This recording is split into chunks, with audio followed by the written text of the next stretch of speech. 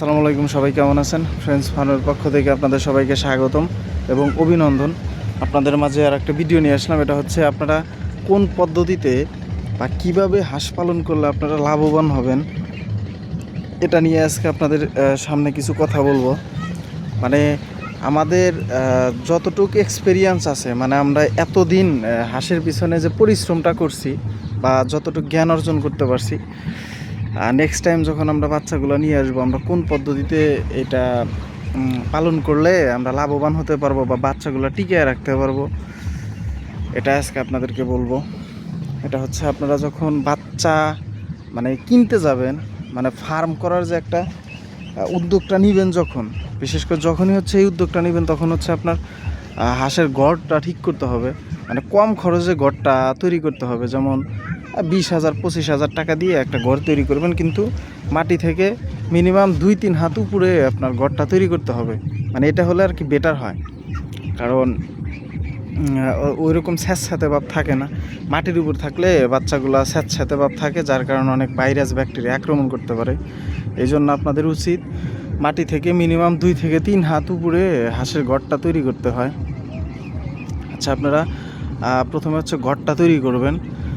তারপর হচ্ছে যখন বাচ্চা নিতে যাবেন, যদি ডিম পাড়ার জন্য নিতে চান, তাহলে সবাই জানে অরিজিনাল খাকি ক্যাম্বেল হাঁসের বাচ্চা, ডিমের রাজা, এটা নিতে পারেন। মাংসর জন্য নিতে চাইলে বেইজিং হাঁস আছে, আরও অন্য অন্য জাতের হাঁস আছে যেগুলা মাংসর জন্য খুবই ভালো, এগুলো নিতে পারেন। আর ডিম পাড়ার জন্য অরিজিনাল খাকি ক্যাম্বেল হাঁসের বাচ্চাটা, এটাই সিলেক্ট করতে পারেন। আর যখন আপনারা বাচ্চার জন্য যাবেন, তার আগে হচ্ছে আপনাদের কাজ হচ্ছে বাচ্চাকে যে ব্রডিং করাবেন, রুমটা হচ্ছে ভালোভাবে তৈরি করতে হবে। মানে ধরেন 100টা বাচ্চার জন্য 100 ওয়াটের একটা লাইট দিতে হবে।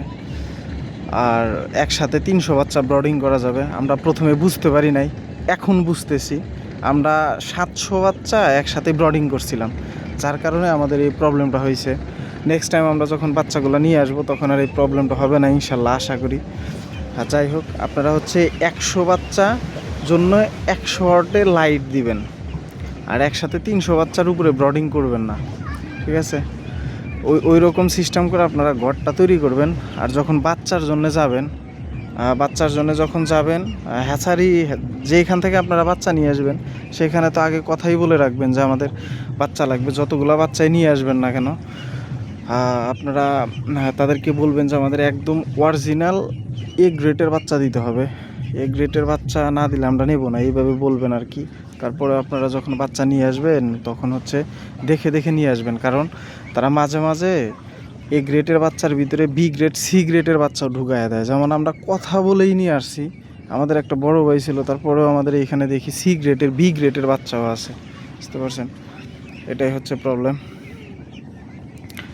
যাই হোক, আপনারা হচ্ছে এ গ্রেডের বাচ্চাটা সিলেক্ট করবেন, নিয়ে আসবেন। আর যখন বাচ্চাটা নিয়ে আসবেন, মানে ভ্রমণ করেই তো আসবেন আর কি, যেমন আপনার গাড়িতে হোক বা নৌকাতে হোক, যেভাবেই হোক, বাচ্চার যেন ঠান্ডা না লাগে ওই ব্যবস্থাটা আপনারা করবেন। মানে বাচ্চা যেন বাতাস কম পায়, মানে বাচ্চা ঠান্ডা লাগলেই প্রবলেম। আর আমরা যখন বাচ্চাটা নিয়ে আসছিলাম, তখন হচ্ছে প্রচুর পরিমাণ বৃষ্টি ছিল ভাই, 5-7 দিনের মতো বৃষ্টি ছিল। বাচ্চা আনার সময় কিছু বাচ্চা ভিজে গেছে, এটাই হচ্ছে আমাদের আরও মরার একটা ইয়া। যাই হোক, তারপরেও ওইখান থেকে কিছু বাচ্চা মারা গেছে। আলহামদুলিল্লাহ, আমরা এখন পর্যন্ত মার্কেটে টিকে আছি বা থাকবো। মানে সফলতা অর্জন করতে যা যা করা লাগে, আমরা ওই ওই ওই পর্যন্তই কাজ করব বা ওই পর্যন্ত যাওয়ার চেষ্টা করব। আপনারা সবাই আমাদের জন্য দোয়া করবেন। আচ্ছা, বাচ্চাটা নিয়ে আসার পরে ভালোভাবে ব্রডিং করলেন। ব্রডিংটা হচ্ছে আপনার 1 থেকে 5 দিন, মানে 1 থেকে 5 দিন হচ্ছে শুধু ব্রডিং করে যাবেন। মানে পর্যাপ্ত যেগুলো ওষুধ লাগে, ওষুধগুলো খাওয়াবেন। আর পর্যাপ্ত আলো দেওয়ার চেষ্টা করবেন, যাতে বাচ্চা ঠান্ডা না লাগে।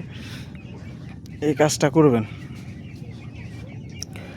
করার পর হচ্ছে 5 দিন পরেই হচ্ছে আপনি বাচ্চাকে আপনার ফার্মের ভিতরে পুকুর তৈরি করে দিতে পারেন, বা আপনার আশেপাশে পুকুর থাকলে বা বিল থাকলে, নদী থাকলে, ওইখানে আপনার বাচ্চাকে ছেড়ে দিবেন রিল্যাক্সে।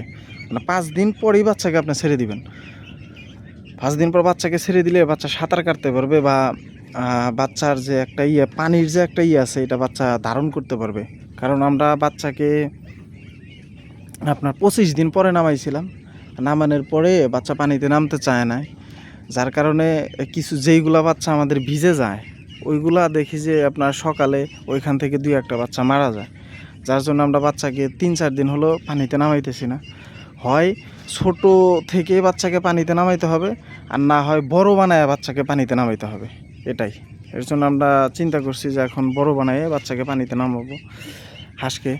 যাই হোক, আপনারা 5 দিন পরে বাচ্চাকে পানিতে নামাইয়া দিবেন।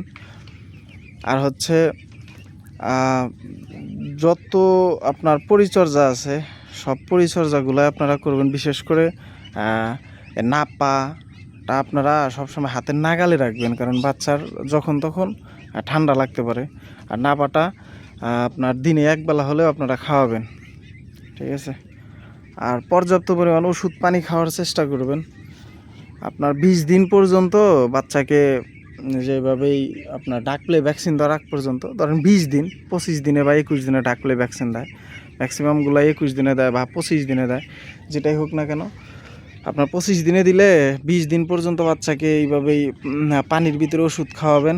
আর যখন ভ্যাকসিন দিবে, ভ্যাকসিন দেওয়ার আগে আপনার হচ্ছে বাচ্চাকে 3 বেলায় হচ্ছে নাপা ওষুধটা খাওয়াবেন, মানে জাস্ট 3 বেলায় খাওয়াবেন 3-4 দিন।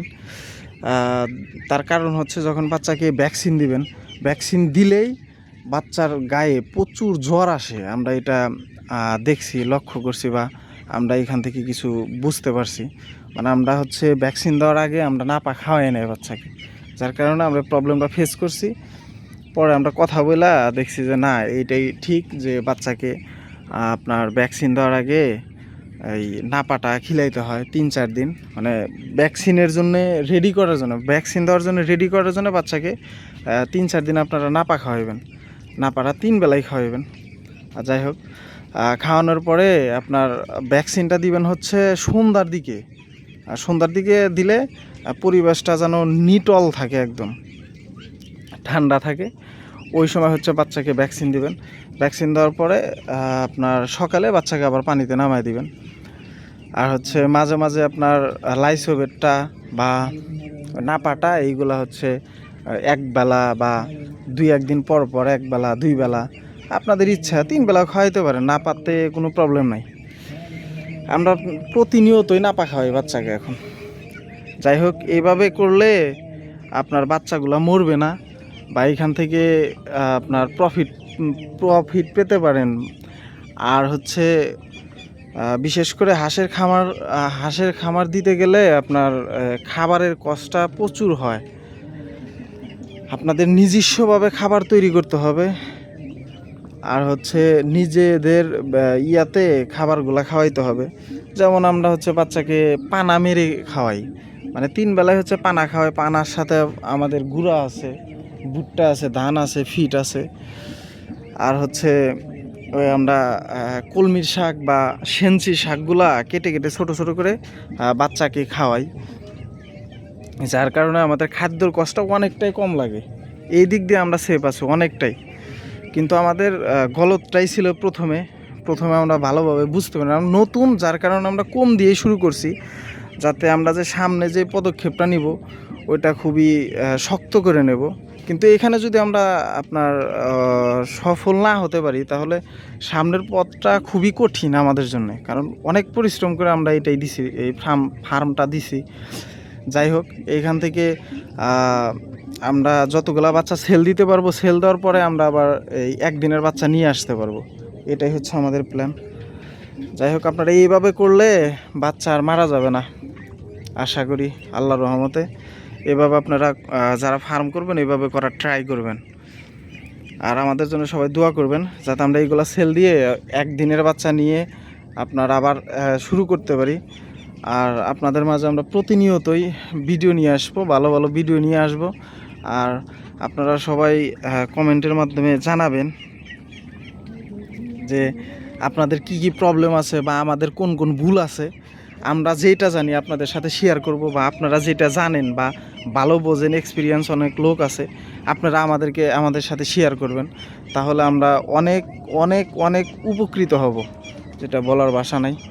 যাই হোক, আপনারা অনেকেই কমেন্ট করেন, ভালো ভালো কমেন্ট করেন, এগুলো আমরা দেখি, দেখার পরে কিছু মেনটেন করার চেষ্টা করি যে এইগুলা করলে হয়তো ভালো হবে, ওইভাবেই কিছু কিছু কাজ করি। আর যেভাবে বললাম আপনারা ট্রাই করতে পারেন, কারণ এইভাবে করলে হাঁসের বাচ্চা ইনশাল্লাহ আল্লাহর রহমতে মারা যাবে না, কিন্তু আমরা এই পদ্ধতিটা অবলম্বন করতে পারি নাই। নেক্সটে এই পদ্ধতিটা আমরা অবলম্বন করব, এখান থেকে আমরা শিখছি। মানুষ বলে না যে শিখছো কোথায়, মানে ভুল করছি যেথায়, শিখছি সেথায়, মানে যেখানে ভুল করা হয়েছে সেখান থেকেই শিখছে। মানে আমরা এখানেই ভুল করছি, আমরা এখান থেকেই শিখছি। আপনারা এইভাবে অবলম্বন করতে পারেন, তাহলে আল্লাহর রহমতে বাচ্চাগুলো মারা যাবে না। আর যাই হোক, আজকে এই পর্যন্তই।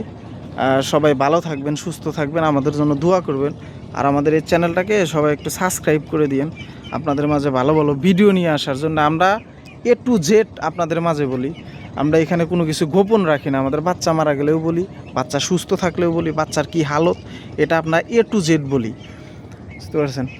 যাই হোক, আজকে এই পর্যন্তই। সবাই ভালো থাকবেন, সুস্থ থাকবেন। আল্লাহ হাফেজ।